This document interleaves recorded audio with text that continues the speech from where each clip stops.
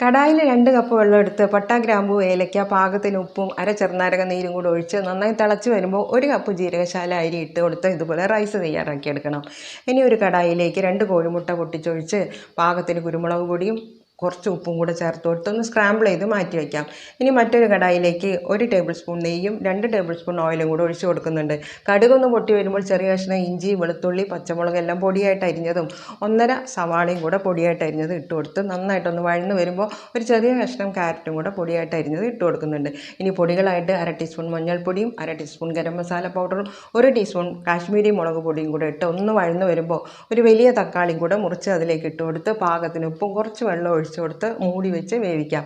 വെന്ത് വരുമ്പോൾ സ്ക്രാമ്പിൾ ചെയ്ത് വെച്ച എഗ്ഗ് അതിലേക്ക് ചേർത്ത് കൊടുക്കാം.